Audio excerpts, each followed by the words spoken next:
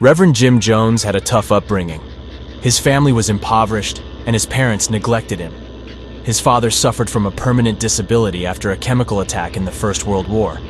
Jones was a strange child, obsessed with religion and with death. He would be known to say that he could fly, or that he had other supernatural powers. This is likely the start of his delusions of grandeur. He was known to misbehave, steal things, and use profanity, for which his mother would beat him for.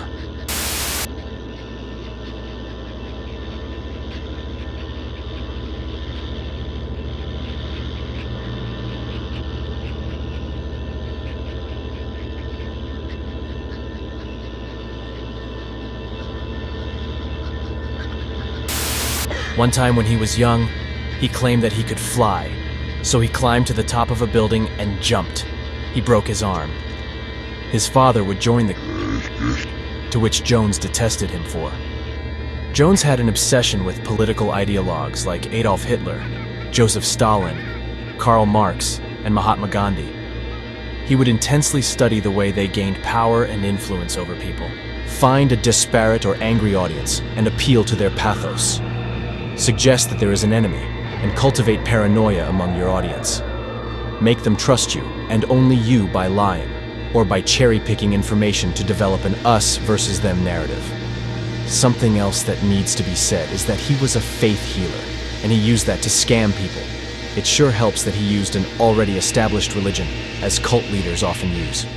Jones would become a preacher, and gradually created a distinct faith that incorporated Christian values and communism. He took advantage of the civil rights movement, garnering mass support from the black community. But over time, allegations of abuse and mistreatment became common. Jones thought it was inevitable that there would be a nuclear war, and felt the need to protect his community. In 1954, he established the People's Temple. He would move the temple from Indianapolis to San Francisco due to costs and to gain influence.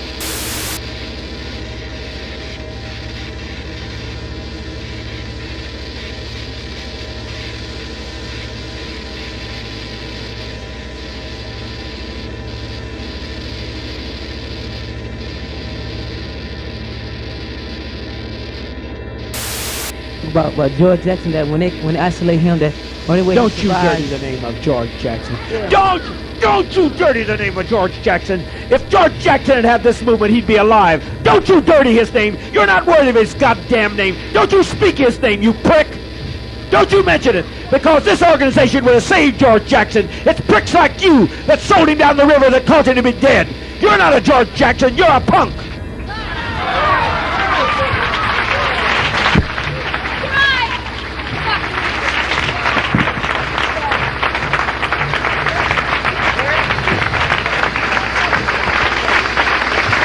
You goddamn miserable punks, you gangsters that want to identify with George Jackson, and if he'd had some of you miserable punks working with him, he wouldn't have been killed by the pigs. If he'd had this organization, he talked about it. You haven't read his books. He talked about this kind of organization we have. You miserable goddamn punk. Don't you ever dirty his name again until you can learn to cooperate and follow rules, you miserable punk. And he said, like, only way you can survive, like, you be in a box. If you take off your clothes, keep on putting them back on, you never, lose your head, nothing like that. And he think he's gonna survive in the box. No, great punk. When Put him in the fucking box with the frog tonight. Then see if you can stay away from the frog. One touch of the fucking frog. How about that, Willie boy? Big old ganglang Willie boy. How about going in the box tonight with the frog? Dad, How about the frog? truthfully, Get the frog. Why don't you put your hand in there with the frog? Dad. Come on, Willie boy. Put your hand in there. Put your hand in there. Willie boy. Stop. Put your hand in there. Put your hand in there, Willie boy. We might as well be free from you. Nobody else see it. Nobody else see it. I don't give a shit tonight. Wanna die, Willie? no, I don't, Dad, but I'm Huh? not afraid to. What's that? I don't want to die, but I ain't afraid to. Well, then go ahead and die. I don't want to. Huh? I don't want to. Here, big tough. Hold it. Let's take it through. The son of a bitch jump out. Dad, What about it? Dad, like I said, I don't want to. I said that I was just pissed at the time. I mean, I didn't say it was your fault. At first I tried to hold it against you that how come I didn't get off the crew. but I didn't feel it was your fault. I felt it was pinning them because they didn't give you the right information. And No. Last rally. No, it's no 2 days. Well, it's your whole attitude, and you don't never exhibit a good attitude. You're not afraid to die. You're not afraid to die. No, and you're not standing for anything. I'd be ashamed to die if I were you. Defying an organization for socialism, I'd be ashamed to die. Dad, Quit talking. What reason we got to think you won't change? I don't think you'll change where you're going. Dad, if it was some other way, you know, I feel that everybody's up here, you know, hitting them. I'd rather let some senior that has some pain, not Sebastian and the rest of these guys. I mean, I know you're going to kick my ass, but, you know. Yeah, well, you don't know that any other time. You're so one at a time. You're talking about our pain. You're talking about our seniors' pain. If you were talking about our seniors' pain, you wouldn't be up here keeping them up at 1 o'clock in the morning. You want the seniors? You want the seniors? Dad, really? Get out of the way. Let the seniors have it. Oh, yes.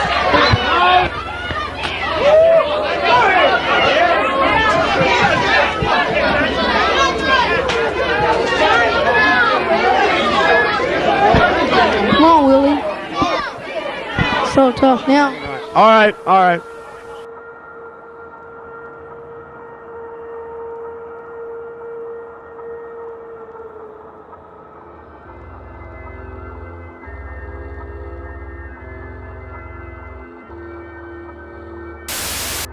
In 1974, Jones took his people to Guyana out of paranoia that his tax fraud, abuse allegations, and his delusions about the world would come to fruition.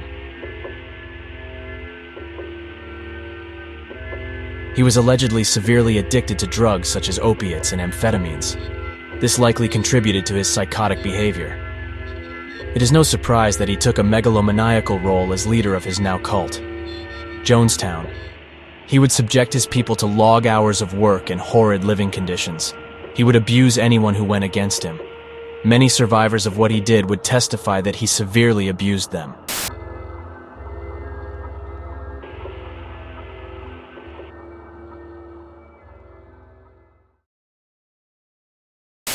Paranoia started to set in that the FBI was monitoring him, the CIA was monitoring him, all of these haters were around. It just went on and on and on. Then I came to the realization is that I am not going to run anymore. Yeah, it fears me that people are after to kill me, but hey, I am not afraid anymore. If they want me, they know where I'm at, okay? She was so scrawny, I said to Jim Jones, I said, you know, Jim, I said, that girl's gonna die on you. And his response was, well, many good revolutionaries died for what they believed in. Early on, if someone left and they said something negative about him, that would be a huge deal to my father, devastating to my father. He didn't like people to leave him. He had a hard thing about people leaving him. He couldn't stand rejection.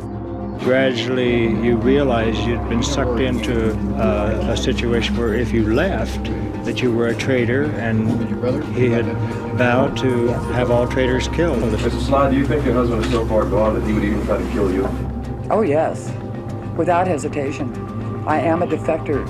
I'm a traitor to him. In 1973, he would call them together and ask them whether this movement was worth dying for.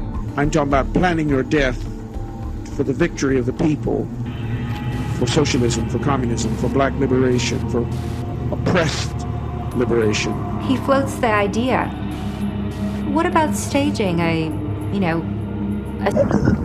get attention, to protest capitalism in support of socialism? What do you people think about that?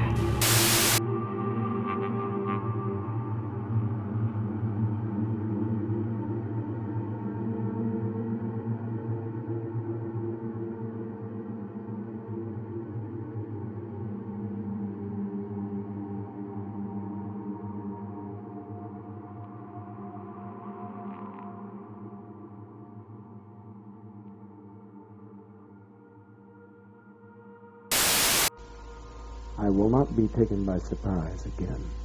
Never. I'm so completely aware. Not minding living, enduring it for the sake of some mother who said, May you live long, Father. And what she was saying was, may my protection live long. The sweet little lady that said she could kill when she sees some of the things that I go through. And she wished me long life so that she would have protection while she lived. For that reason I endure. But some of you are so absolutely stupid. Your elitism is stupid. You're stupid. You haven't changed, and I see you haven't changed. And because I don't tell you haven't changed doesn't mean I don't know you haven't changed. And I observe you so caustically that before I see any more hell of this place, I'll take you with me. Now, don't underestimate me. Please don't. It's difficult enough to live all day long when you've seen absolutely all there is to life and know that it's an empty zero when you're a principle bearer. When you live for what you believe, never betray, never let down anyone who trusts you, who looks to you. It's tough enough. And it's extremely difficult because some people absolutely, all the time trying games. You don't know who you're talking to. The person you are talking to may have been sent there by me. You don't know a thing what you're doing. You don't know how many I'm watching now. I don't mind. Hell, life is difficult enough because I'm tired of seeing little ladies like this hurt. You understand what I mean? Do we understand each other clearly? So don't think that the old man is asleep. You go by and you look out of the side of your eye to see if he watches you. He isn't missing a thing. He knows where you are all the time. I hope you're enjoying your toes over there. I don't. Keep your hands off your toes in this meeting.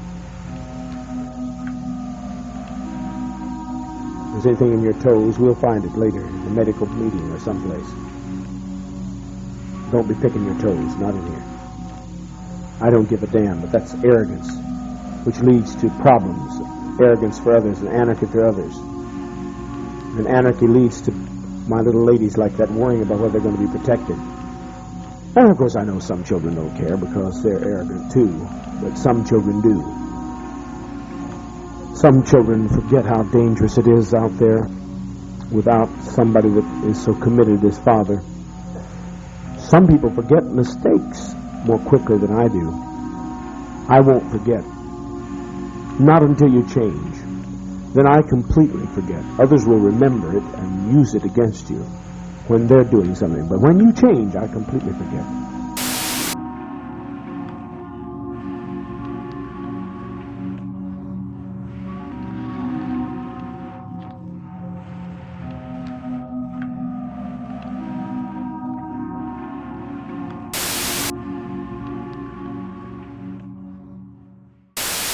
Congressman Leo Ryan, along with fellow journalists, would begin an investigation into the cult. The cult members would praise Jonestown, but their tone sounded rehearsed, and they were overall very awkward. The group was very suspicious of Jonestown because of this, and eventually, their suspicions were proven true, as several people would defect, saying they were held in this communist prison camp against their will.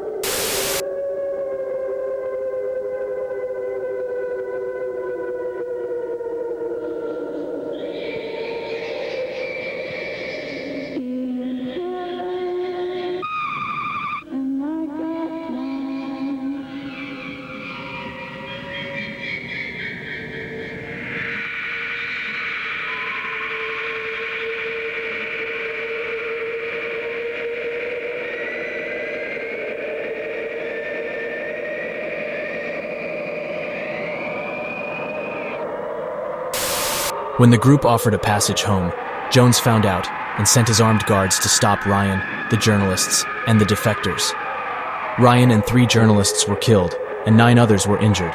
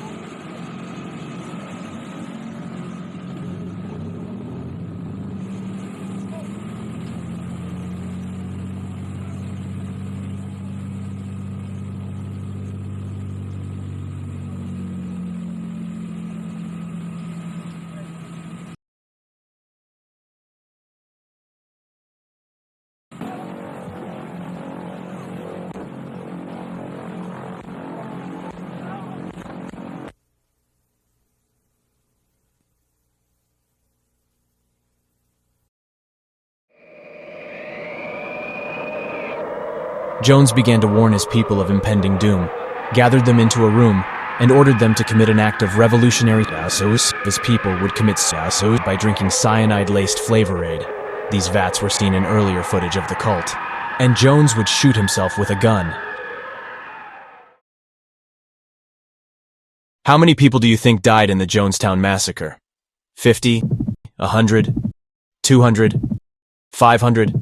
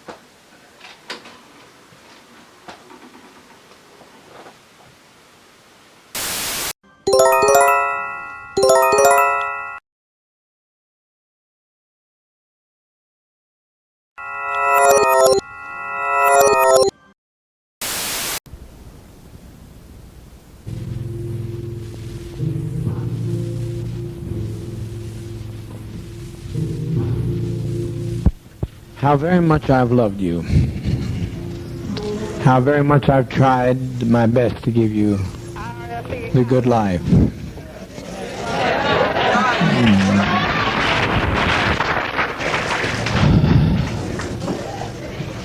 But in spite of all of that I've tried, a handful of our people, with their lies, have made our life impossible. There's no way to detach ourselves from what's happened today. Not only we're in a compound situation, not only are there those who have left and committed the betrayal of the century. Some have stolen children from others, and they're in pursuit right now to kill them because they stole their children.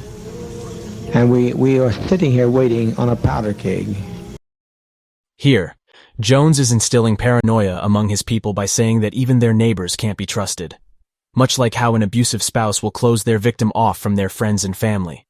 These people are being cornered into thinking they have no choice, or that they have no one to turn to. He is also making them think of their children. I don't think this is what we want to do with our babies. I don't think that's what we had in mind to do with our babies. It was said by the greatest of prophets from time immemorial, no man takes my life from me, I lay my life down. So to sit here and wait for the catastrophe that's going to happen on that airplane, it's going to be a catastrophe. Almost happened here. Almost happened. The congressman was nearly killed here. But you can't steal people's children. You can't take off with people's children without expecting a violent reaction. And that's not so unfamiliar to us either. Even if we were Judeo-Christian, if we weren't communists, the world, the kingdom suffereth violence, and the violence shall take it by force. If we can't live in peace, then let's die in peace.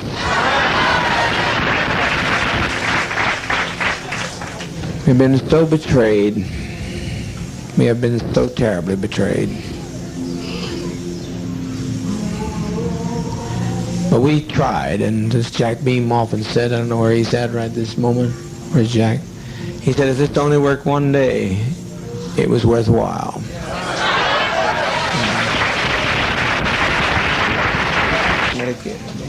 What's going to happen here in a matter of a few minutes is that one of those people on that plane is going to shoot the pilot. I know that. I didn't plan it, but I know it's going to happen.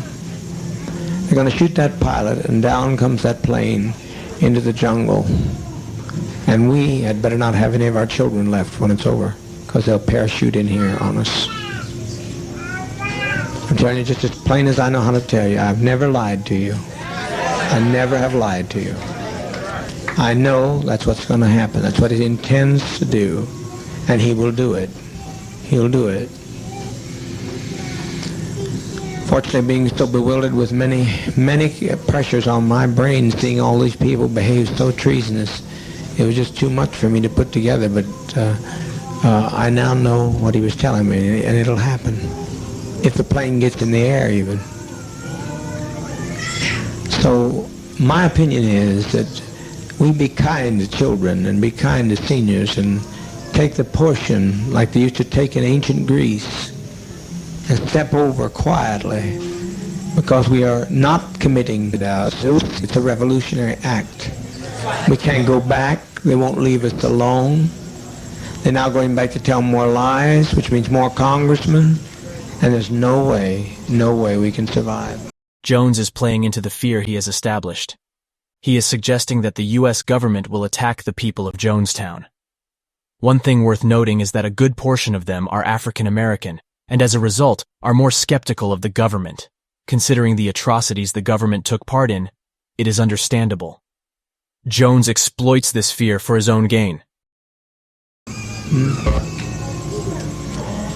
Anybody wish to? Anyone that has any dissenting opinion, please speak. Yes. You can have an opportunity, but if our children are left, we are going to have them butchered. We can make a strike, but we'll be striking against people that we don't want to strike against. We'd like to get the people who cause this stuff, and if some people here are prepared to know how to do that, to go in town and get Timothy Stone, but there's no plane. There's no plane. You can't catch a plane in time. He's responsible for it. He brought these people to us. He and Deanna Myrtle. But people in San Francisco will not be idle over this. They'll not take our death in vain, you know. Yes, Christine? Is it too late for Russia? Here's why it's too late for Russia. They killed. They started to kill. That's why it makes it too late for Russia. Otherwise, I'd said, Russia, you bet your life. Jones is tricking them into thinking they have a choice. Unfortunately, they didn't. There were armed guards prepared to give all of them the poison, whether they liked it or not. This is an indescribable depravity. But it's too late. I can't control these people. They're out there. They've gone with their guns, and it's too late. And once we kill anybody, at least that's the way I've always put my lot with you. If one of my people do something, it's me. Now they say I don't have to take the blame for this, but I don't live that way. They said deliver up Ujara, who tried to get the man back here. Ujara, whose mother has been lying on him and trying to break up this family, and they've all agreed to kill us by any means necessary. You think I'm going to deliver them, Ujara? Not on your life. No. No, you're not going. You're not going. You're not going. I can't live that way. I cannot live that way. I've lived for all, and I'll die for all. I've been living on hope for a long time, Christine, and I appreciate it. You've always been a very good agitator. I like agitation because you got to see two sides of one issue, two sides of a question. But what those people are going to get done, what they get through, will make our life worse than hell. Will make the Russians not accept us when they get through lying. They told so many lies between there and that truck that we are done in as far as any other alternative. Well, I said let's make an airlift to Russia. That's what I say. I don't think nothing is impossible. But how are we going to believe it? How are you going to airlift to Russia? Well, I thought they said if we got in an emergency, they gave you a code to let them know. No, they did. They gave us the code that they'd let us know of an issue, not us create an issue for them. They said if they saw the country coming down, they'd give us the code. They give us a code. You can check on there and see if it's on the code. You can check with Russia to see if they'll take us in immediately, otherwise we die. I don't know what else you say to these people. But to me, death is not a fearful thing. It's living this treachery. I have never seen anything like this before in my life. I've never seen people take the law and do in their own hands and provoke us and try to purposely agitate murder of children. There's no, Christine, it's just not, it's not worth living like this. Not worth living like this. I think that there were too few who left for 1,200 people to give them their lives for those people that left. Do you know how many left? 20 odd. That's a small 20 odd. 20 odd. Compared to what's here. 20 odd. But what's going to happen when they don't leave? I hope that they could leave, but what's going to happen when they don't leave? You mean the people here? Yeah, what's going to happen to us when they don't leave, when they get on the plane and the plane goes down? I don't think it'll go down. You don't think it'll go down? I wish I could tell you were right, but I'm right. For just a second, this woman manages to stand up to Jim Jones and make a reasonable point. There's one man there who blames, and rightfully so, Debbie Blakey for the murder of his mother, and he'll stop that pilot by any means necessary. He'll do it. That plane will come out of the air. There's no way you fly a plane without a pilot. I wasn't speaking about that plane. I was speaking about the plane for us to go to Russia.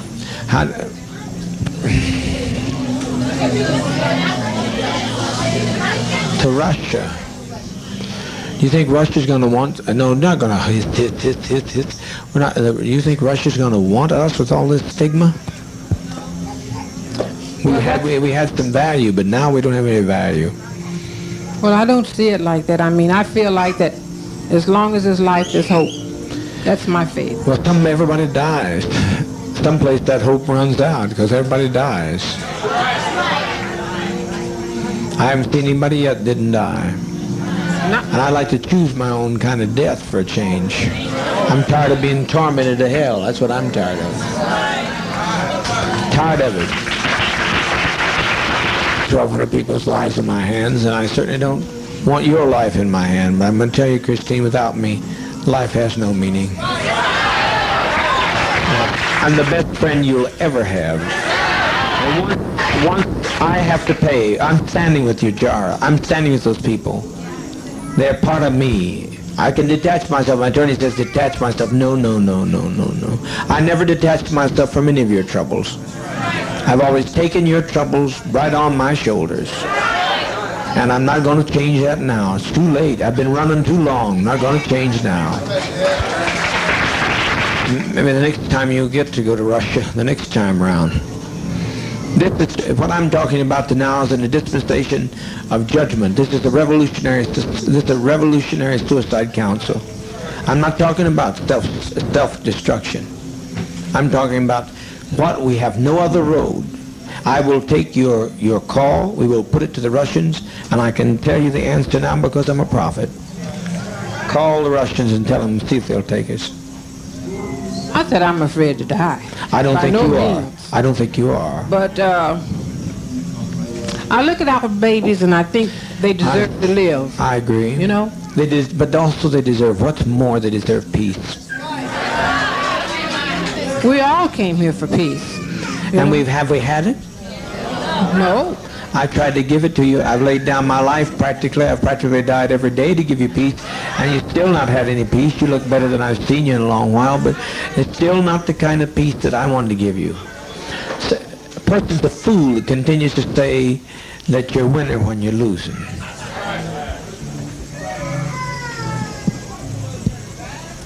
Win one, lose two. What? I didn't hear you, ma'am. You have to speak up.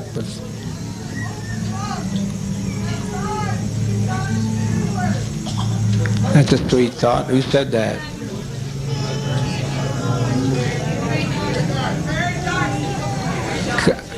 Come on up and speak it again, honey. Come up and say it talk about. It's taken off. No plane is taken off. It's suicide.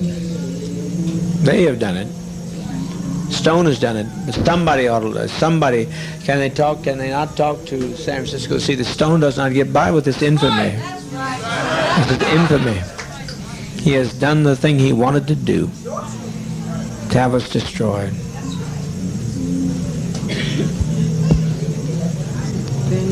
When we destroy ourselves, we're defeated. We let them, the enemy, defeat us. Did you see I live to fight no more forever? Yes, I saw that. Did you not have some sense of pride and victory in that man? He would not subject himself to the will and whim of people who tell that they're going to come in whenever they please and push into our house, come when they please, take who they want to, talk to who they want to. Is that living? That's not living to me. That's not freedom. That's not the kind of freedom I sought.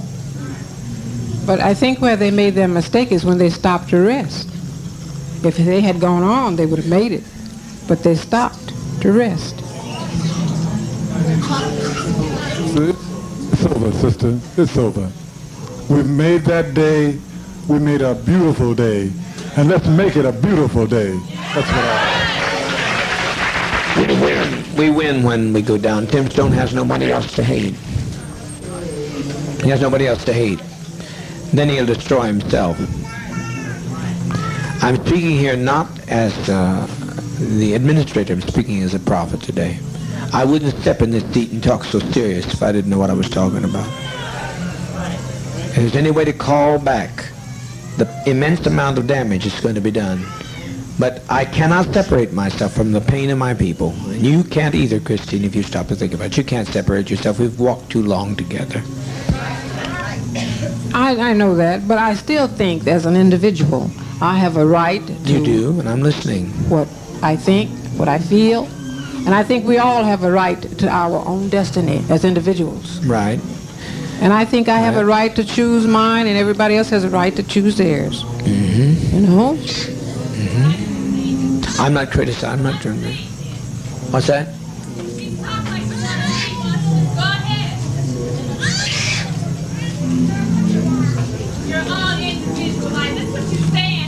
Said today. That's what 20 people said today with their lives. I think I still have a right to my own opinion. I'm not taking it from you. I'm not taking it from you. Christine, you're only standing here because he was here in the first place. So I don't know what you're talking about, having an individual life. Your life has been extended to the day that you're standing there because of him. Voice back there, she has as much right to speak to anybody else, too. What'd you say, Luby? Well, you'll regret it this very day if you don't die. You'll regret it if you don't die. You'll regret it. Too many people? I saved them, but I made my example. I made my expression. I made my manifestation, and the world was not ready for me. Paul said I was a man born out of due season. I've been born out of due season just like all we are, and the best testimony we can make is to leave this goddamn world. Peace. Another thing that he is doing here is convincing these people that the alternatives to what he proposes are worse or infeasible. He also makes death seem less scary than it is.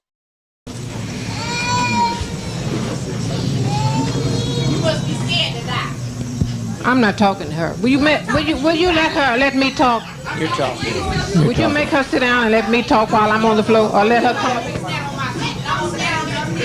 Proper to tell the leader what to do. It really isn't. I've listened to you. You asked me about Russia. I'm right now making a call to Russia. What more do you suggest? I'm listening to you. If Russia gives me one slight bit of encouragement, I just now instructed them to go there and do that. And you would be no fucking good in Russia, goddammit!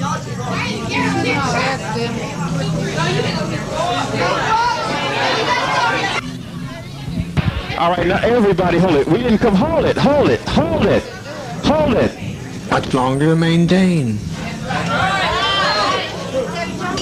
To lay down your burdens. I'm going to lay down my burdens down by the riverside. So we lay them down here in the side of Guyana. What's the difference? No man didn't take our life right now. He hadn't taken it. But when they start parachuting out of the air, they'll shoot some of our innocent babies. I don't want to see this, Christine, because they got to shoot me to get through to some of these people. I'm not letting them take your jar. Can you let them take your jar? See John die? What's that? You mean you want to see John, the little one, the king? I want to see.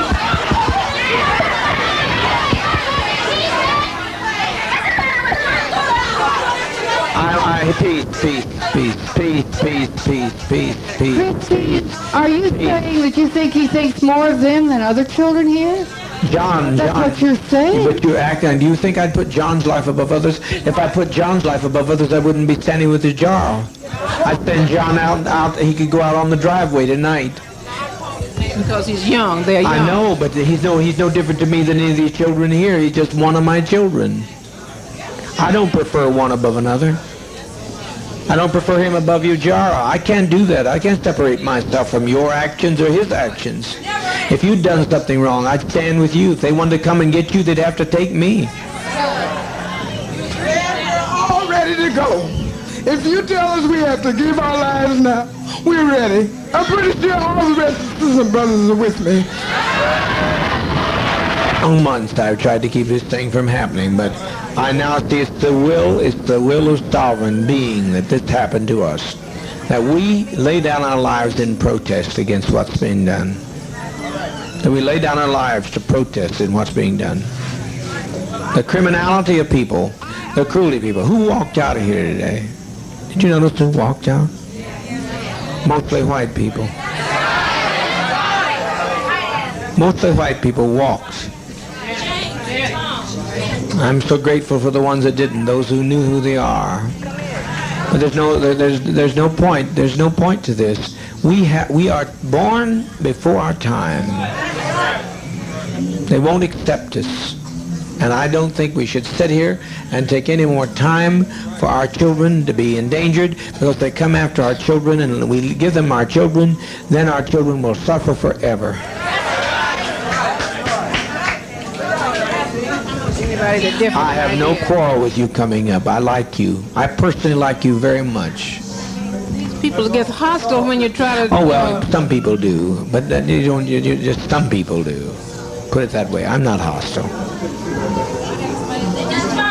You had to be honest, and you stayed, and if you wanted to run, you'd have run with them, because anybody could have run today. They would have wanted to. I know you're not a runner.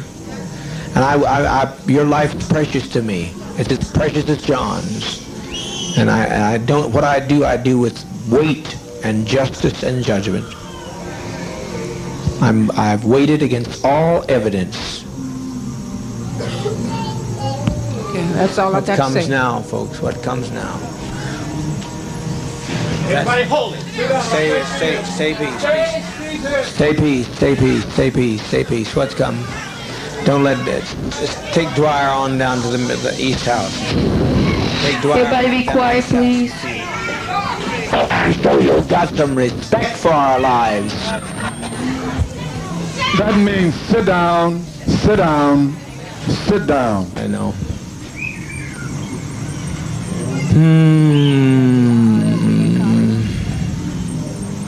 I tried so very, very hard. We're trying over here to see what can happen in Los Angeles. Who is it?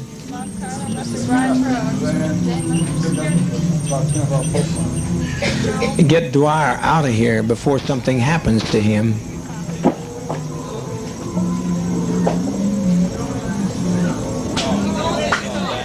Dwyer? I'm not talking about you, Jara. I said Dwyer. Ain't nobody gonna take you, Jara. I'm not letting them take you, Jara.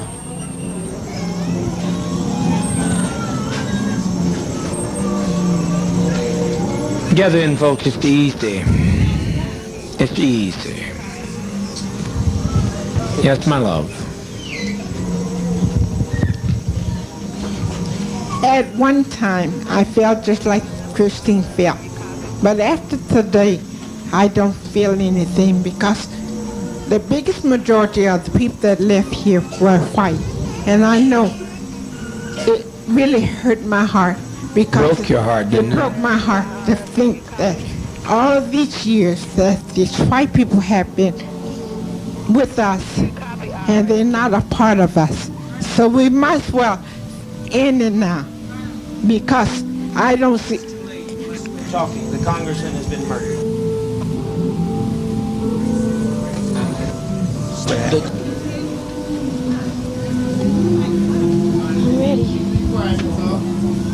The silence is deafening. These people are now left without hope, as Jones has them cornered now. You'll see that he uses this panic to encourage and force them to drink the poison.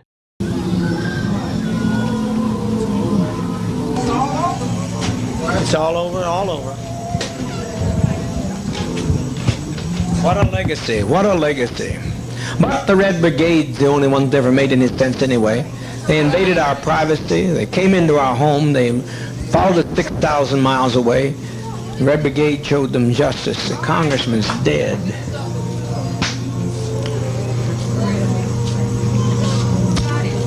Please get us some medication. It's simple, there's no convulsions with it, it's just simple, just please get it. Before it's too late, the GDF will be here. I tell you, get moving, get moving, get moving. Don't be afraid to die. If these people land out here, they'll torture some of our children here. They'll torture our people, they'll torture our seniors. We cannot have this. Are you going to separate yourself from whoever shot the congressman? I don't know who shot him.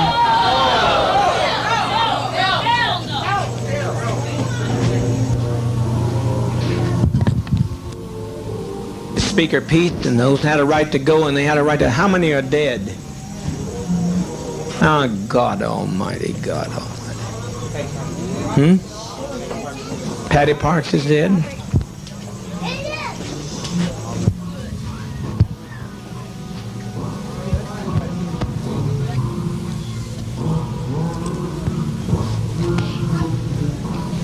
And the others to endure long enough in a safe place to write about the goodness of Jim Jones? I don't know how in the world they're ever going to write about us. It's just too late. It's too late. The congressman's dead. The congressman's dead. Many of our traitors are dead. They're all laying out there dead. I didn't, but my people did. My people did. They're my people. And they've been provoked too much. They've been provoked too much. What's happened here has been this has been an act of provocation.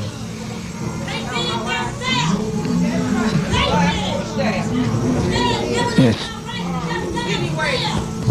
If it's any way possible to have them to give Ted something to take him, I'm satisfied, okay? What's that? I said, if it's any way you can do to have them to give Ted something so he won't have to let him go too, okay? And I'm satisfied. That's fine. Ted, yes. Because I said I never wanted to live with you guys. So this is what I did. And I appreciate you for everything. You're the only, and I appreciate you. Please, can we hasten with that medication? You don't know what you've done. I tried. Move, please move. Wesley told me there were 2 GDF.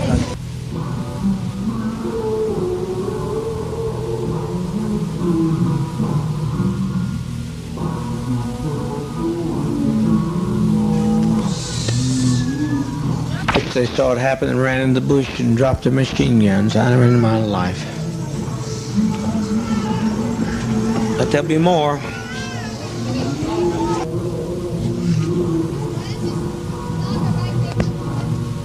You got to move. Are you going to get the medication here? You got to move. Marston, we've got 40 minutes. You have to move, and the people that are standing there in the aisle go stay in the radio room yard, but everybody get behind the table and back this way, okay? There's nothing to worry about. Everybody keep calm and try and keep your children calm. And the older children can help love the little children and reassure them. Children aren't crying from pain. It's just a little bitter tasting, but they're not crying out of any pain. Annie McGowan, can I please see you back? I used to do before I came here. So let me tell you about it. It might make a lot of you feel a little more comfortable. Sit down and be quiet, please. One of the things that I used to do, I used to be a therapist. And the kind of therapy that I did had to do with reincarnation and past life situations. And every time anybody had the experience of going into a past life, I was fortunate enough through Father to be able to let them experience it all the way through their death, so to speak. And everybody was so happy when they made that step to the other side. When you step, there's no other thing you can do but step that way. It's the only way to step. The choice is not ours now. It's out of our hands. If you have a body that's been crippled, suddenly you have the kind of body that you want to have. A little rest. It feels good. You've never felt so good, family, I tell you. You've never felt so good is how that feels.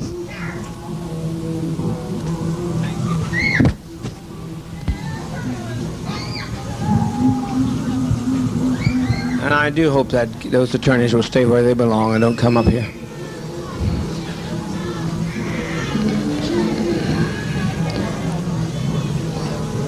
What is it? What is it? Get what? It's hard. Only at first. Only at first is it hard. It's hard only at first. Living, you're looking at death. It only looks. Living is much more difficult. Raising up every morning and not knowing what's going to be the night's bringing. It's much more difficult. It's much more difficult. I just want to say something to everyone that I see that is standing around and crying.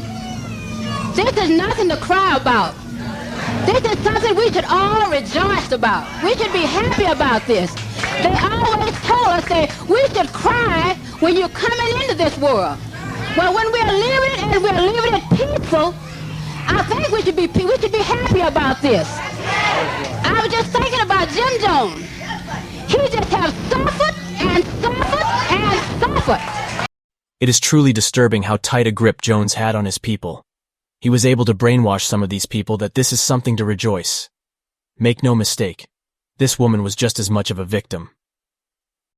He is the only God, and he don't even have a chance to enjoy himself here.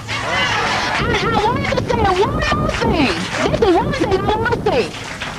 That few that's gone, it's many more here. That's not all of us. That's not all yet.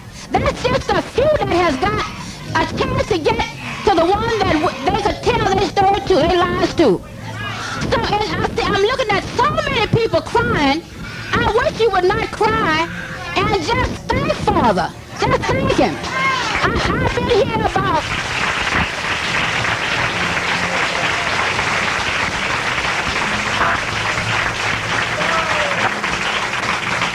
I've been here 1 year and 9 months, and I never felt better in my life, not in San Francisco, but until I came to Jonestown. I've enjoyed this life. I've had a beautiful life, and I don't see nothing for us to be crying about. We should be happy. At least I am. Let's sing some little things.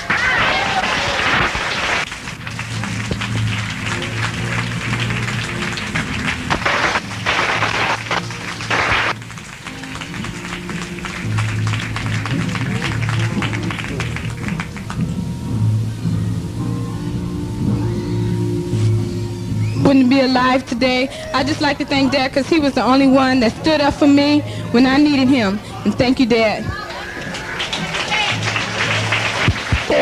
I'm glad you're my brothers and sisters, and I'm glad to be here. Okay.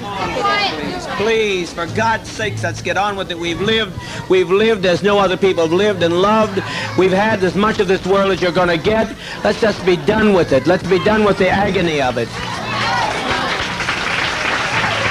It's far harder to have to watch you every day die slowly, and from the time you're a child to the time you get gray, you're dying.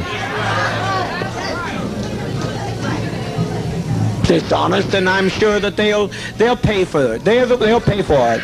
This is a revolutionary suicide. This is not a self-destructive suicide. So they'll pay for this. They brought this upon us, and they'll pay for that. I leave that destiny to them.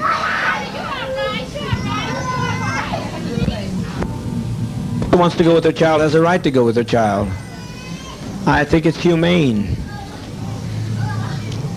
I want to go. I want to see you go, though. They can take me and do with me whatever they want to do. I want to see you go. I don't want to see you go through this hell no more. No more, no more, no more.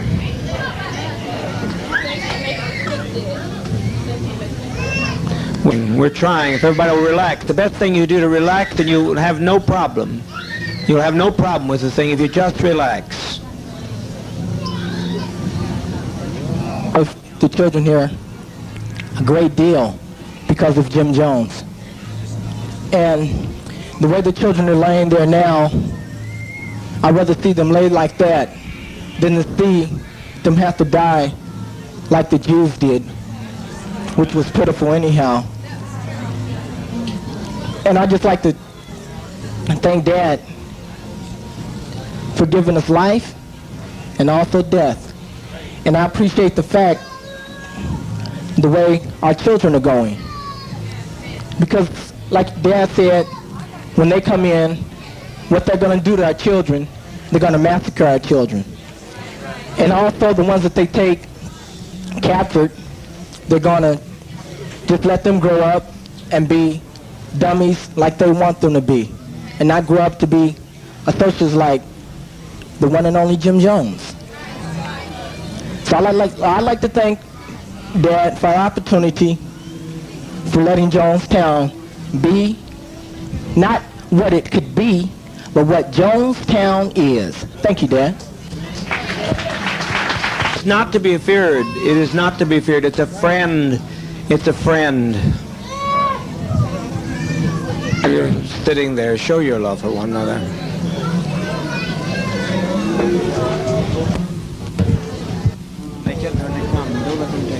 Let's get calm. Let's get calm. To us, we had nothing we could do. We can't separate ourselves from our own people.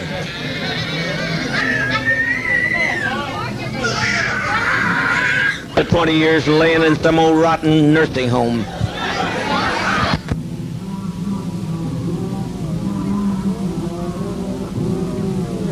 Taking us through all these anguish years. They took us and put us in chains, and that's nothing. There's no comparison to that, to this. They robbed us of our land, and they've taken us and driven us till we tried to find ourselves. We tried to find a new beginning, but it's too late. You can't separate yourself from your brother and your sister. No way I'm going to do it. I refuse. I don't know who fired the shot. I don't know who killed the congressman. But as far as I'm concerned, I killed him.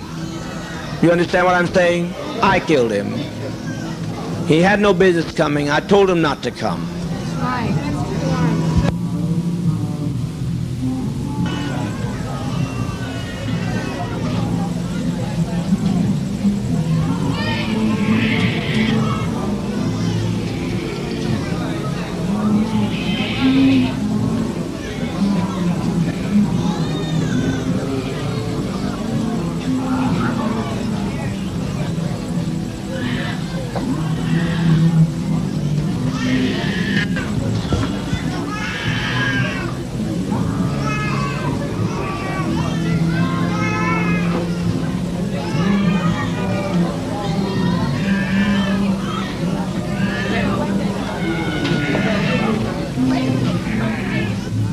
With respect, die with a degree of dignity.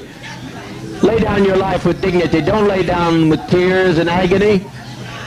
There's nothing to death. It's like Max said, it's just stepping over into another plane. Don't be this way. Stop this hysterics. This is not the way for people who are socialists, communists to die. No way for us to die. We must die with some dignity.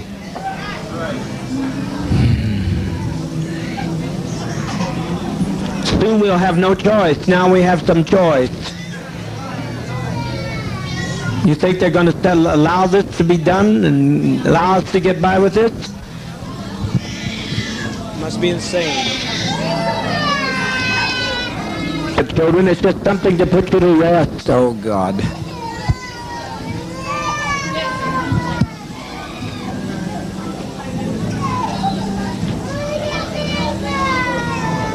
Mother, mother, mother, mother, mother, please.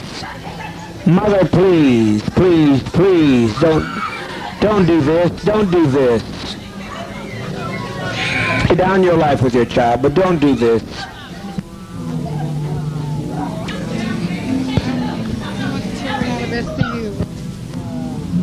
Free at last. Peace. Keep your emotions down. Keep your emotions down. Children, it will not hurt if you'll be quiet. If you'll be quiet.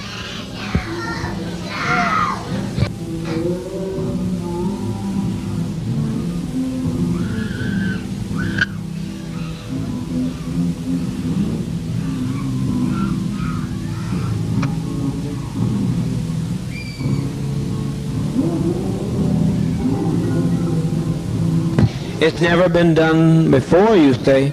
It's been done by every tribe in history. Every tribe facing annihilation. All the Indians of the Amazon are doing it right now. They refuse to bring any babies into the world. They kill every child that comes into the world because they don't want to live in this kind of a world. So be patient, be patient. Death is, I tell you, I don't care how many screams you hear, I don't care how many anguished cries. Death is a million times preferable to 10 more days of this life. If you knew what was ahead of you, if you knew what was ahead of you, you'd be glad to be stepping over tonight. Death is common to people. In the Eskimos, they take death in their stride. Let's be dignified. If you quit telling them they're dying, if you adults would stop some of this nonsense, adults, I call on you to stop this nonsense. I call on you to quit exciting your children when all they're doing is going to quiet rest. I call on you to stop this now. If you have any respect at all, are we black, proud, and socialist, or what are we? Now stop this nonsense. Don't carry this on anymore. You're exciting your children. All over, and it's good.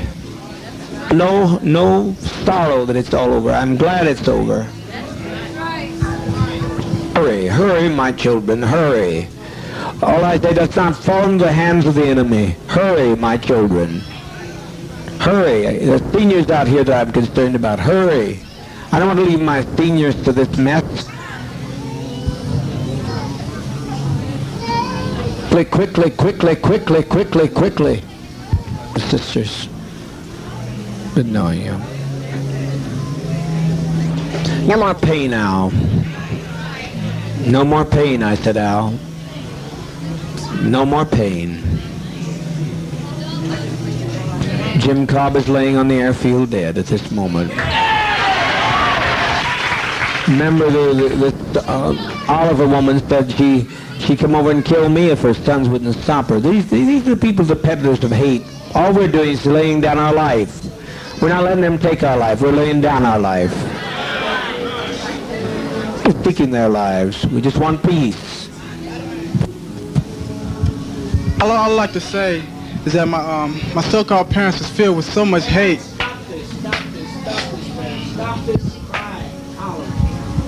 And treachery.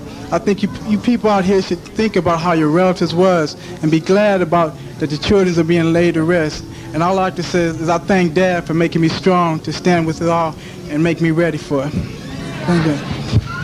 All they're doing is taking a drink to go to sleep. That's what death is, sleep. I'm tired of it all. Loving thing he could have ever done. The most loving thing all of us could have done.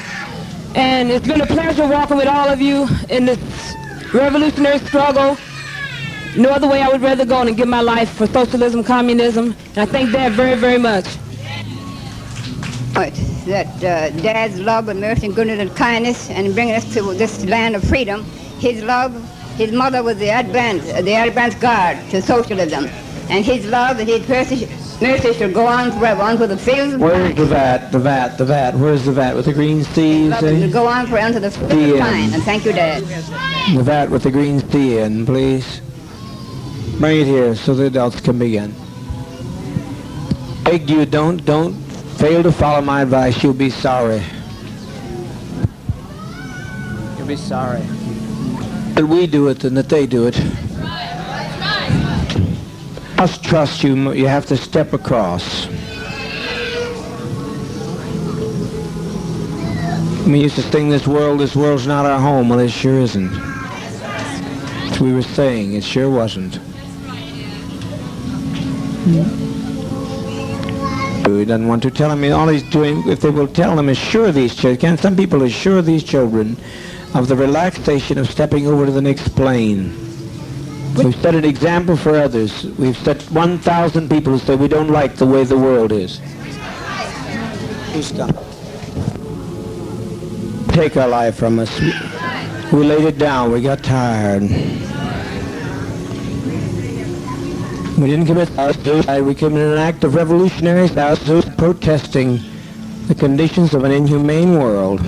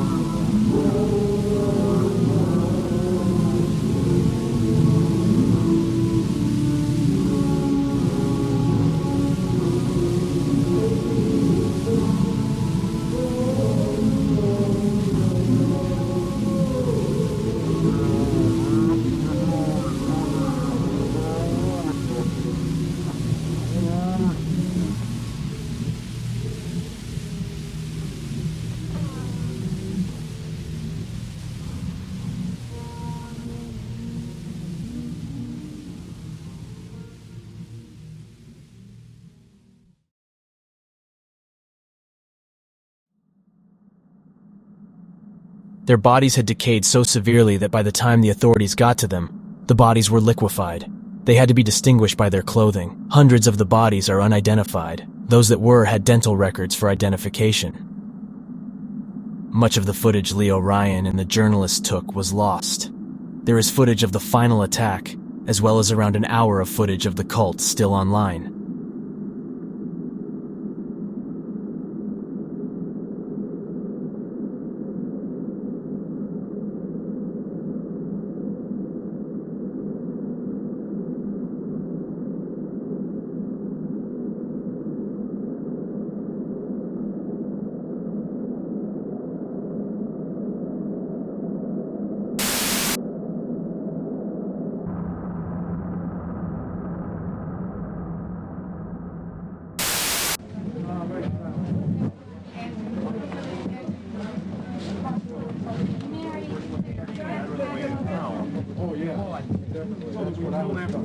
Another rain coming in.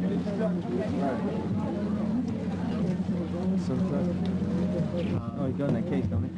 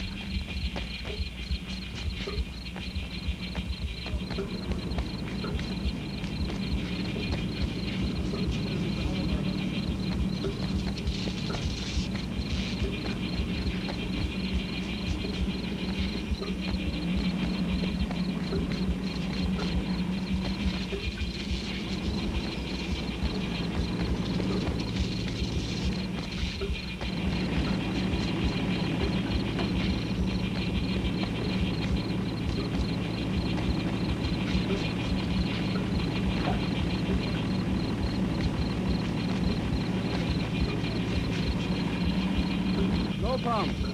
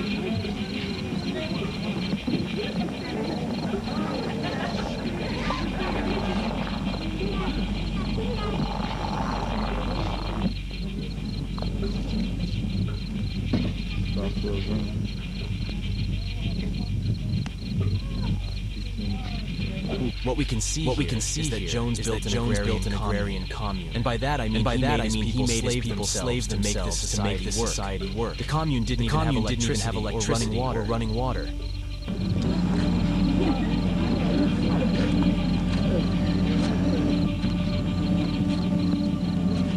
Come on, Mr. Billy.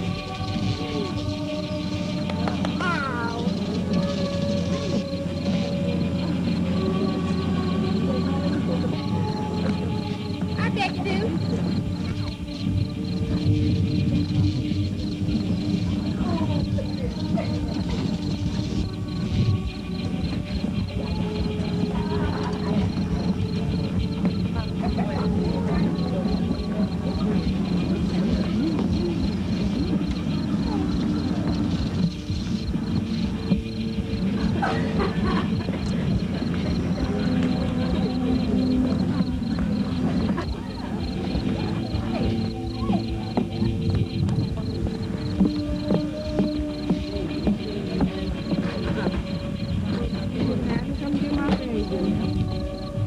Everybody can take it.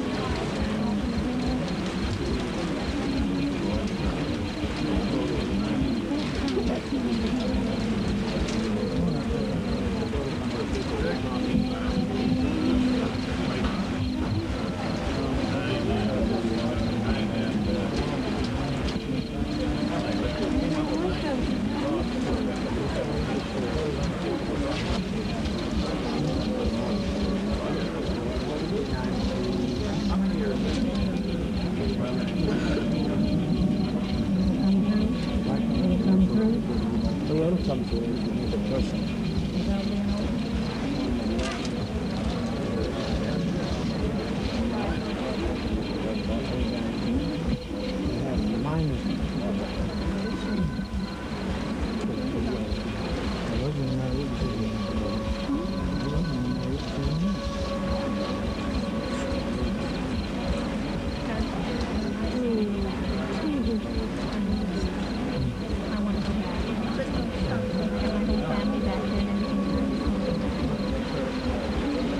Well, families, I understand that. I understand all of your family. It's not that I don't think what you're doing here is wonderful, because I do. Just know that there's always a place for you to do this. Always a place.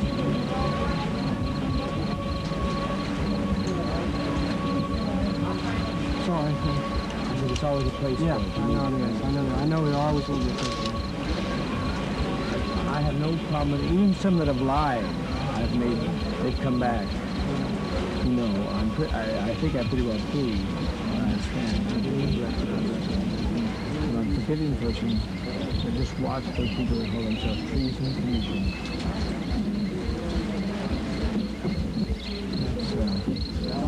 That's good. People talk about killing people alive, killing people alive. You never miss a thing anyway.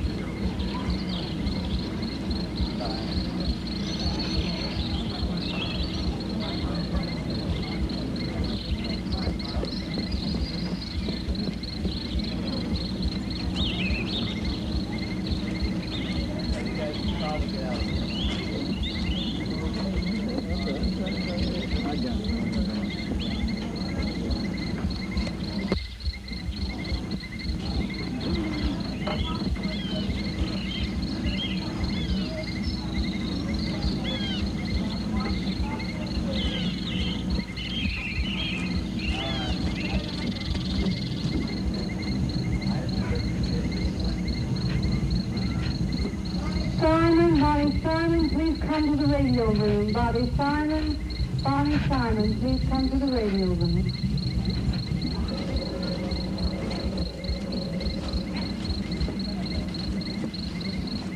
Bonnie Simon, please come to the radio room.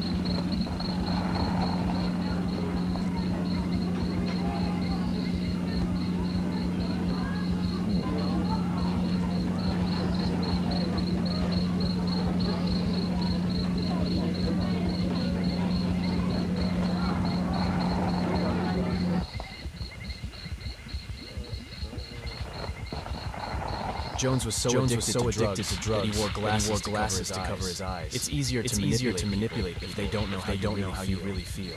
His health was beginning to deteriorate at the time.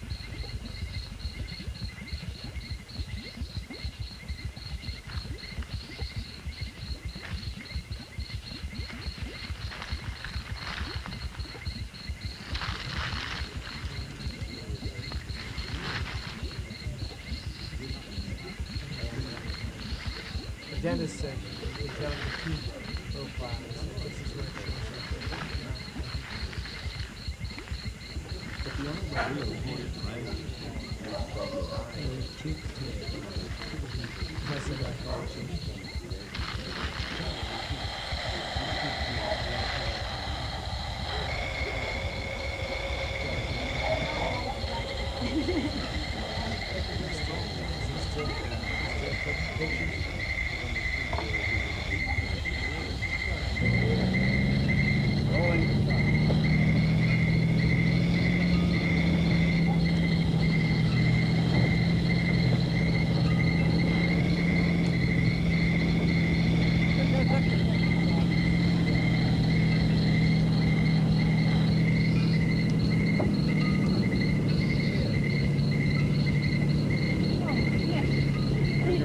No, but you just get on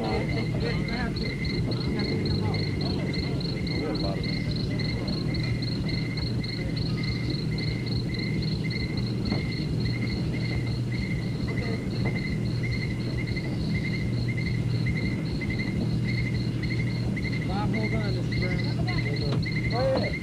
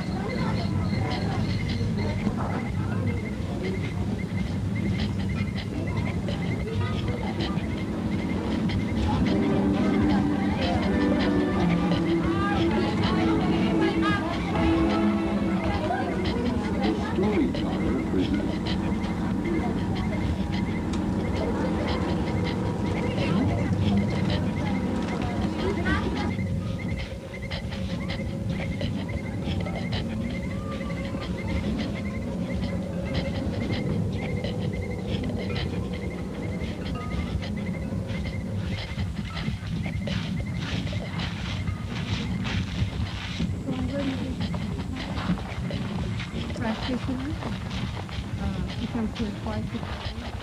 We try to staff this with one staff member to every 2 or 3 weeks.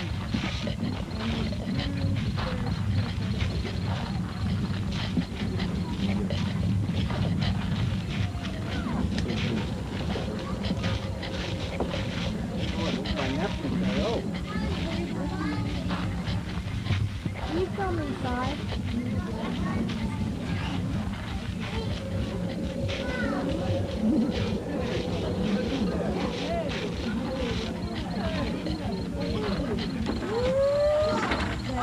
That is nice. Let's do it again. Do it like me.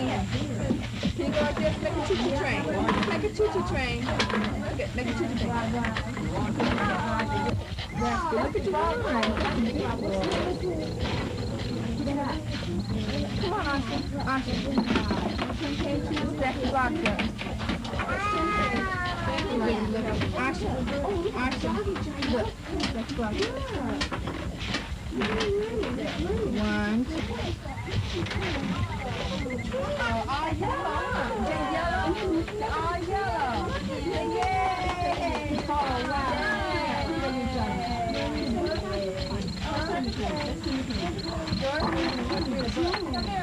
Go ahead.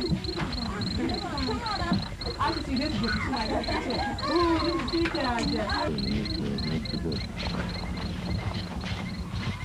Jones did away with normal education for the children of Jonestown.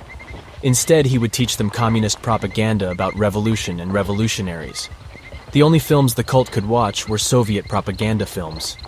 It's yet another means of control by using ideology to bend them to his will. It's worse that he did this to children.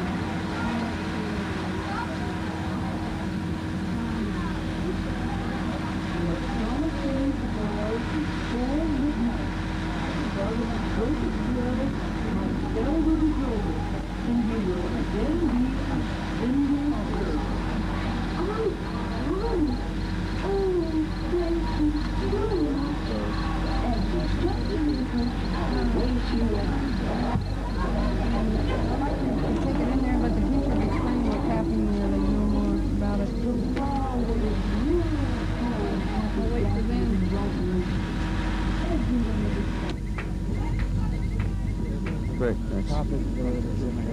Sorry.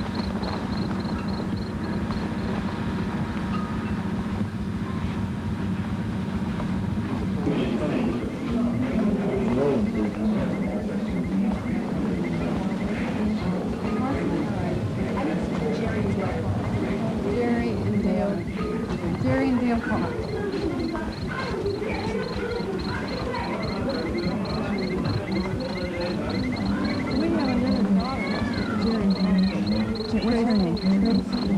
Okay, we'll get them. I want you to. We're going to get them now, okay? I'm going to need an oral affidavit from you. I'm going to write that. I'm going to get an oral affidavit from both of you. Now, do I both understand you to say that you both want to leave Jonestown on this date, November 18, 1978? Yeah. And my name is Jackie Spear, and I'm an attorney on the staff of Congressman Leo Ryan, U.S. Governor. And your name is Brenda Parks. Brenda Parks. And what is your pleasure? What is your wish today? To go back home. And where is home? U.S.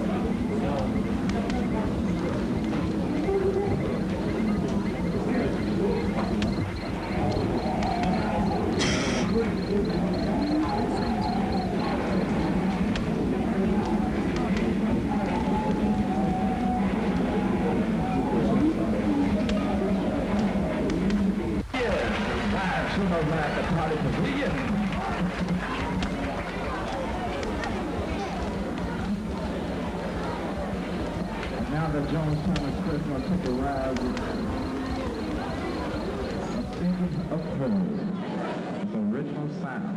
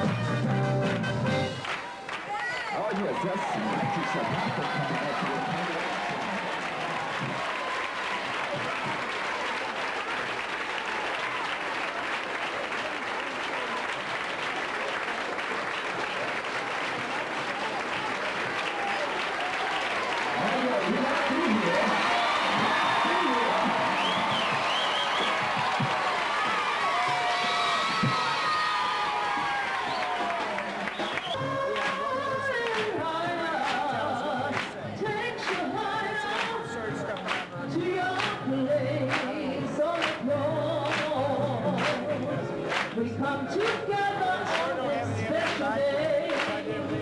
Well, with our message loud and clear. Looking back, we touched on sorrowful days. Well, the future disappear. You will find peace of mind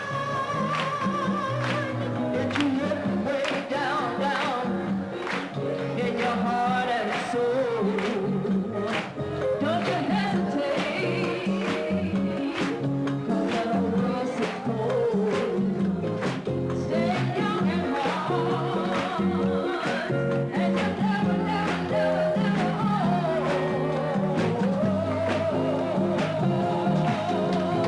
That's the way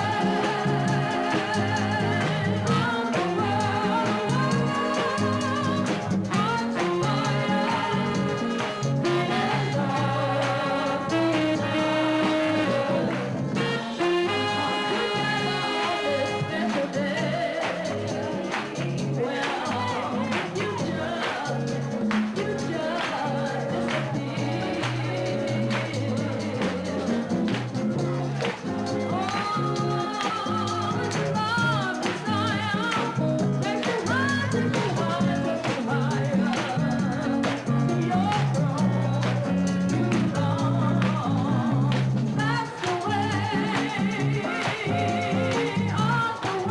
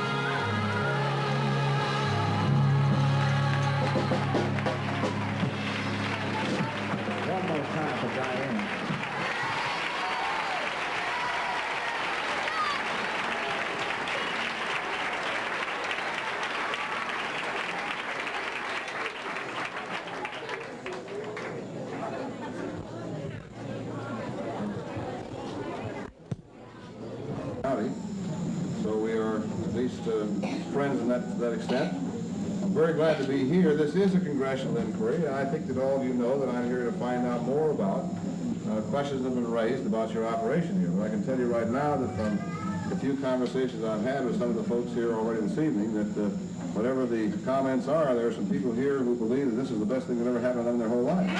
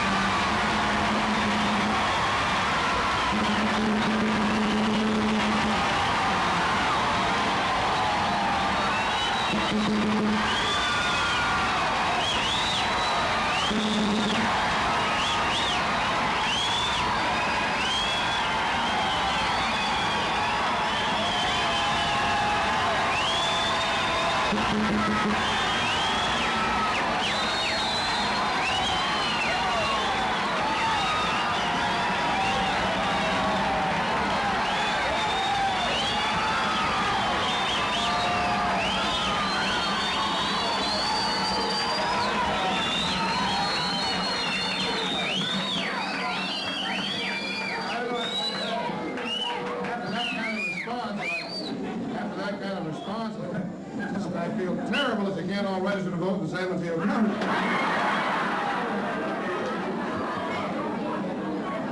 The purpose is serious, but obviously they're... Pardon? By proxy! By proxy, okay. Do that if we can. It's really a pleasure to be here. I really appreciate the hospitality you've shown me already. My work here is important to me. I know it's very important to you, too. I hope to be through here tomorrow sometime. In the meantime, you're obviously having a very good time tonight. I don't want to spoil any more with political speeches. Just let me say thank you on behalf of my staff, on behalf of the press who are here, on behalf of the relatives who are in here now, for hosting us here this evening. We really appreciate it. Thank you so much.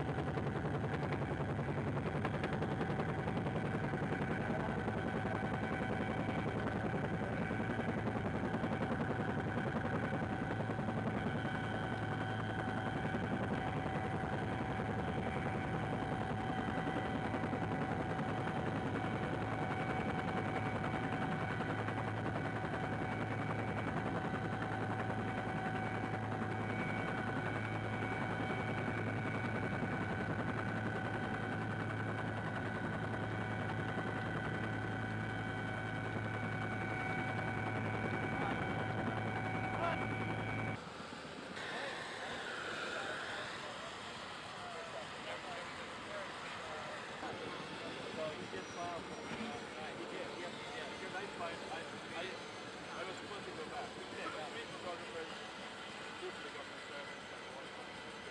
Right, that was Frank. That was the guy you on the... No, they didn't have any...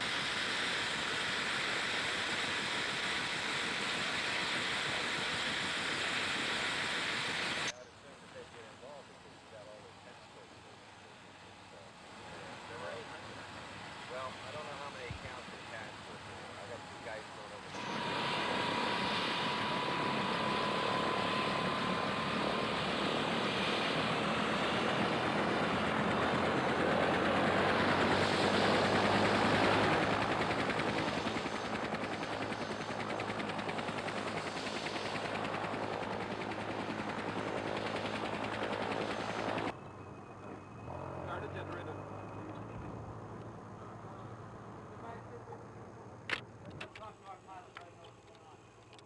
I wouldn't even bother. Okay.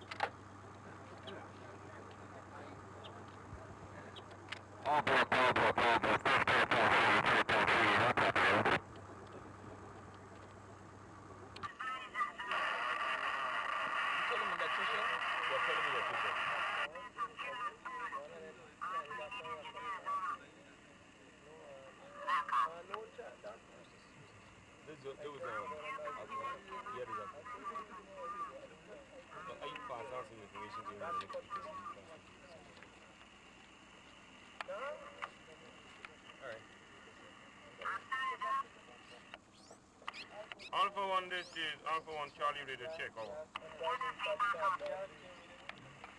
Alpha 1, this is Alpha 1 Charlie, ready to check over. Alpha 1, this is Alpha 1 Charlie, ready to check over.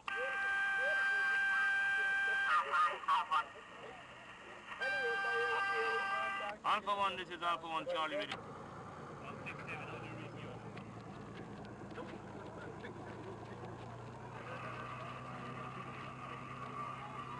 And the electrician over. Roger, I request them on the first flight. Wait out, Kilo, Echo, Quebec. This is Zulu Delta and 67. How do you read me over? Hello, Alpha 1, this is Alpha 1 Charlie over. See you over there.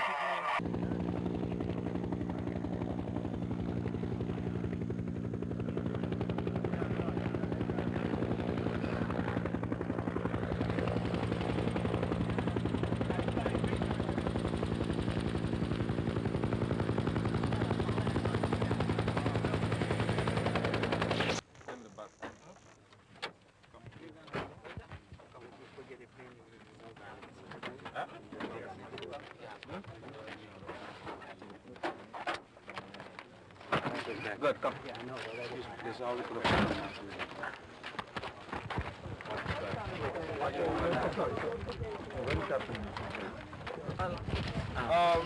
That many guys in. 4 other persons are dying, the other 3. This guy, right. Jackie. All right. Come, let's take him now. Yeah. Got him right. The other person may want to fight. Last seat. I told you. All right, take us to that.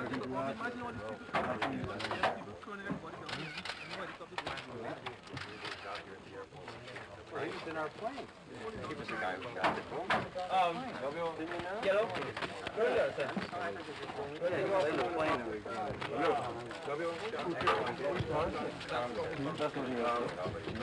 I'm Phil! You got this right here. Look, you have... Who's Gloria? You want? W. Is this? I'm still going now. Going now, you're not going? No.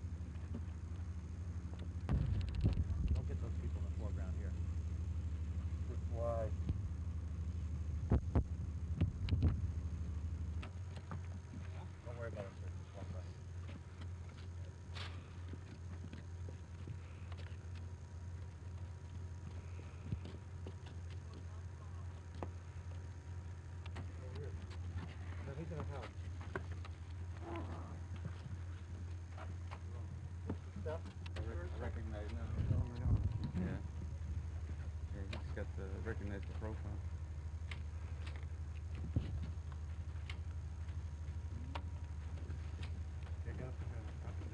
Yeah, other one.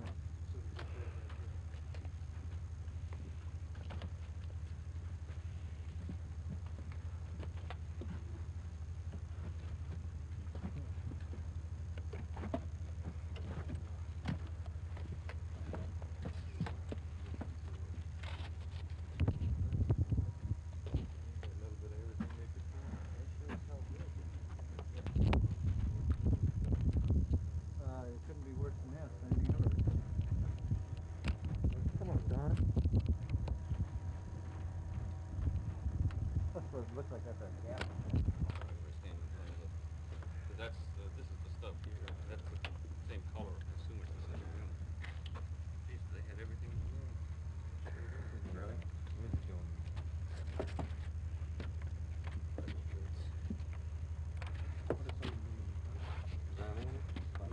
You name it, they get it. Right? Just about. Which is John?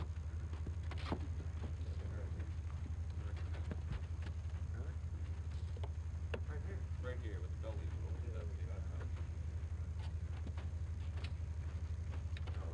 Want them up. Go.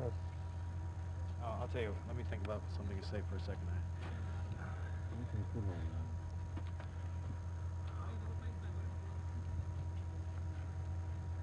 Okay. To this area of the parrots? Yeah, macaws.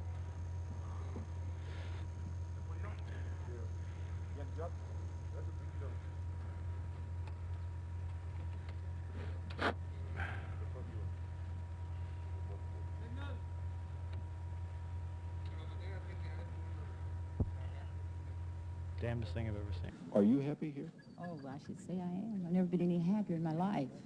You want to stay? Definitely. I certainly do. And you girls, what about you? I love staying here. I'm getting trained in obstetrics. I'm a laboratory technician. I find my work here very fulfilling. I love it here. I like this place much better, and I won't want to go back there. I just like to be here with the rest of my friends and stuff. These two young women, members of the commune, were being visited by their mother when the NBC News team arrived. You're happy here. I'm very happy here. It's the best place I've ever been. And you?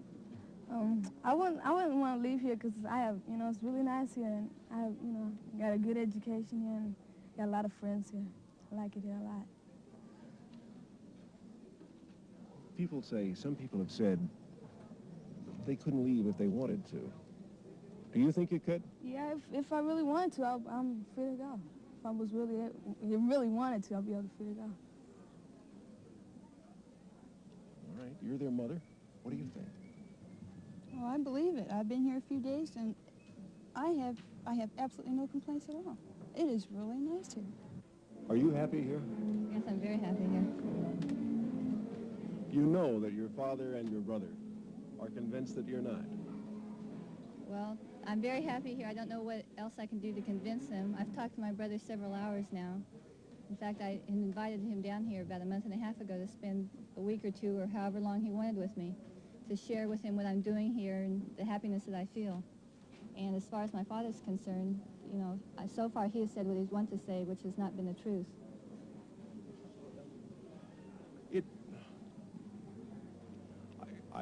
It must be obvious to you that your brother cares a great deal for you.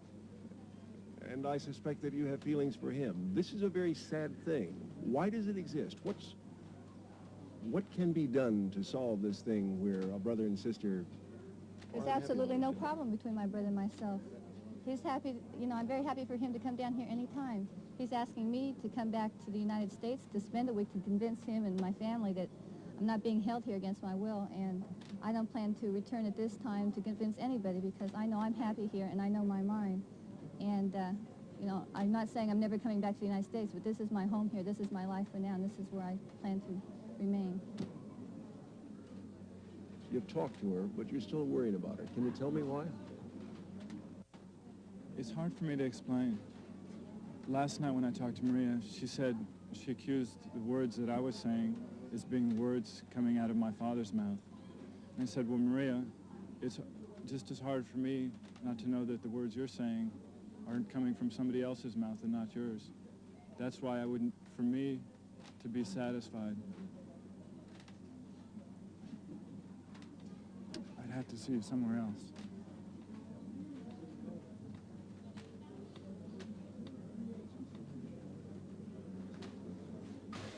Last night, someone came and passed me this note.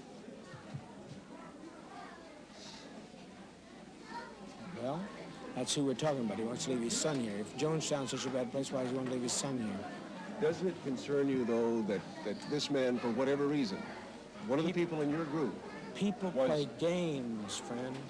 They lie, they lie. What can I do about liars? Are you people going to leave us? I just beg you, please leave us.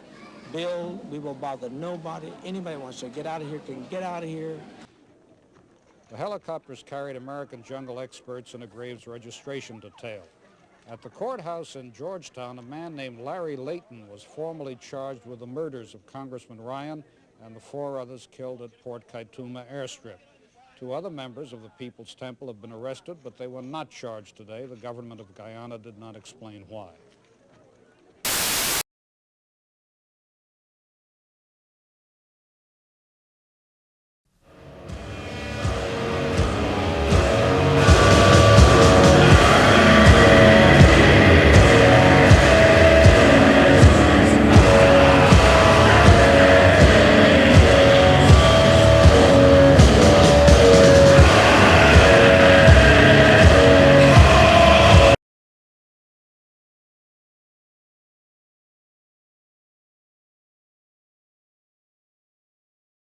There is a recording of the dead body of Lacey Fletcher, a 36-year-old woman that fused to a couch. Much of her body had necrotized away, with maggots eating her flesh. Her parents did nothing to stop the suffering. It is being withheld from public viewing by the police because of its graphic nature.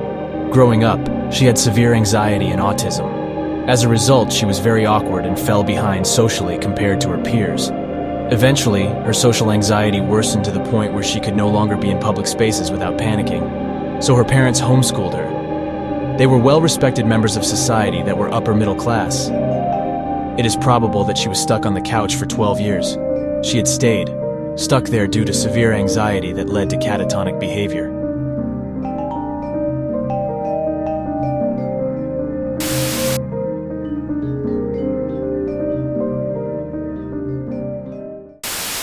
Begin with a case that has been hard for even the most seasoned investigators to forget: the death of Lacey Fletcher. Last January, what was left of her rotting 100-pound body was found embedded, melted into a couch in her parents' Louisiana home. Investigators say the sofa was soaked with urine, feces, and other bodily fluids. Fletcher was disabled, and her parents, according to police, just left her there for years until she died. WBRZ Chief Investigative Reporter Chris Nakamoto has been following the investigation from the very beginning. He joins us with an update that we first brought you here on The Factor months ago.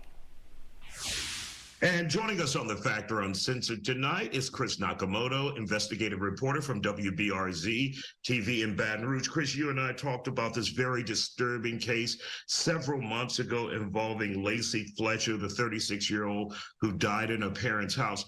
For those who don't know the past history, first tell us how she was found in her parents' house, and then we'll get to the latest news.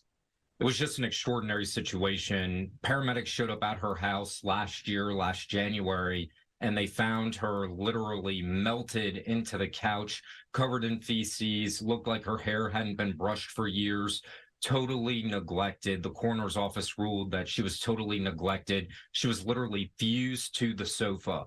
This as her parents were coming and going, living normal lives, going to work. Meanwhile, they have their daughter who had not gotten up from the sofa in what the coroner estimates was possibly years. Wow. And what kind of illness did she have that they left her on that sofa without attending to her? She had a condition called Asperger's syndrome. And so essentially it was just kind of a situation where she became more and more reclusive. A lot of the neighbors told us as we began covering the story, they used to see her outside playing, and then all of a sudden they stopped seeing her as she got older. And so they just thought that maybe she had moved on and moved away. But turns out she was living right there in her parents' living room, and that's where she died, unfortunately, as well. Now, initially, when this case broke, her parents were charged with murder. But now there's been a change in that, right? That's right. So they were charged with murder and cruelty to the infirm. And from our understanding, it can't be both. And so as the DA was kind of looking at everything, their lawyers filed some court motions that basically had those charges removed because the indictment had some added language after. And so the new indictment was tossed on a technicality. But we did speak with the district attorney, and he says he plans on bringing it back up and having this couple re-indicted because he believes justice won't be served until they serve jail time. Now, this brought a lot of public outrage. A lot of people have been following this, even here at Fox 26 in Houston. Our story was viewed 1 million times. People just outraged by this. Is there a chance that if this mother and father of Lacey Fletcher's re-indicted, could it be a lesser charge, or will it still be murder? Because I think people are concerned about that. Certainly anything's a possibility, but when we spoke with the DA, it sounds like he's trying to press on and go after these two people on the murder charge because of what had happened to Lacey. When we spoke with the coroner last year, he said, you know, look, I deal with death every day, and this is something that I can't even get out of my head. The smell was just awful. He said the minute he walked into that house, he left and actually had to vomit in the front yard. And so he said the fact that I deal with death all the time, and this impacted me in such a way, it's extraordinary to think that these people, her mom and dad, were literally living their lives, coming and going, and no one managed to know that their daughter was sitting there rotting away on the sofa of their living room. No, it's my understanding, and I could be wrong, that the mom and dad are out on bond right now while all of this is going on. That's correct. So they were out on bond initially after they were charged, but now that the indictments have totally been tossed, that bond really doesn't exist anymore because those charges are invalid. So the DA says within the next 2 weeks they'll be charged again, they'll be rearrested, and then another bond will be set.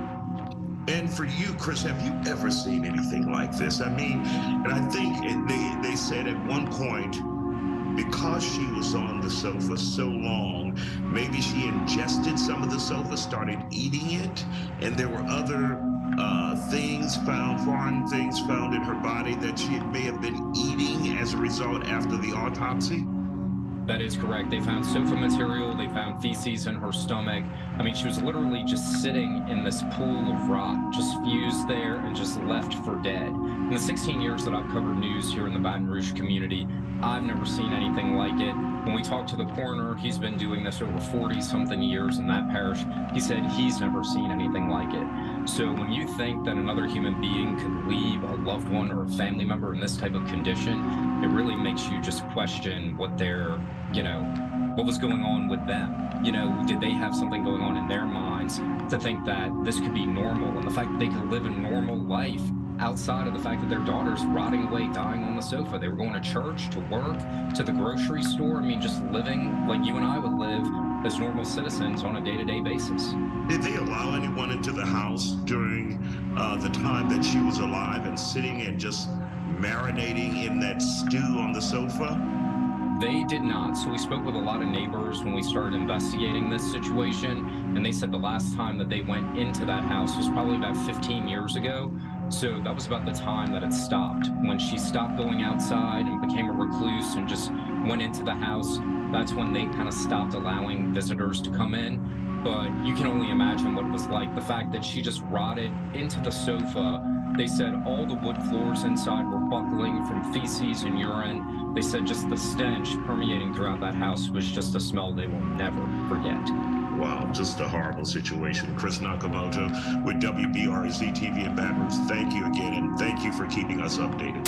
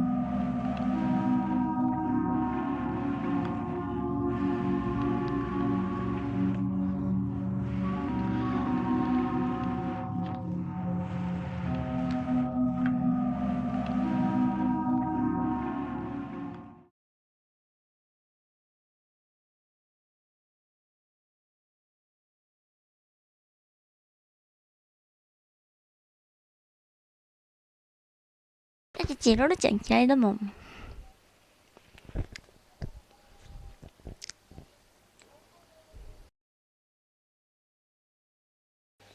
無理、ちあの子嫌いだもん。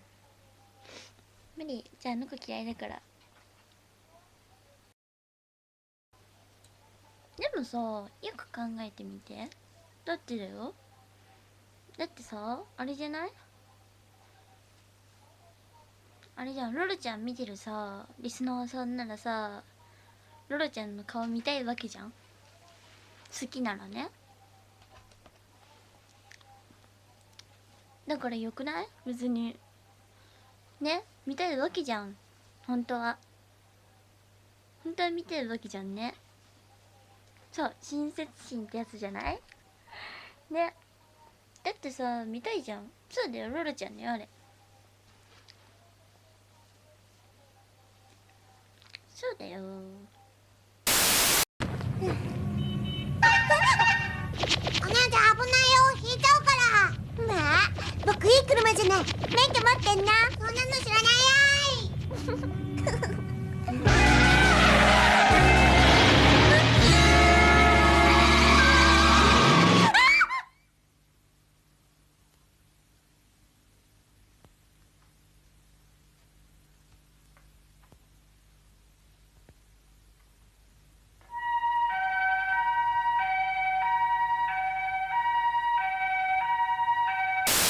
I've talked about this video before. It's a mystery what happened to her for certain, but it is believed that she was encouraged to commit suicide by her audience. Rorochan was a good kid, but she was desperate and hungry for fame and attention. There was clearly signs of an inferiority complex in the way she acted. She would live stream her doing dangerous acts like running into traffic or standing over her rooftop. Her fan base was known to have been mostly trolls and adults that encouraged this behavior.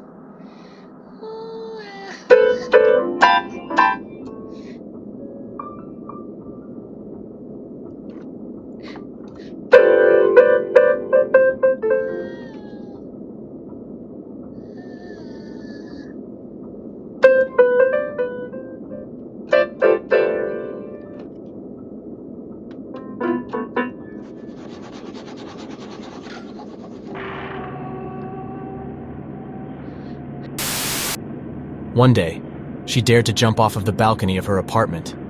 She was coerced by her fan base, and they told her she'd be a legend if she did it.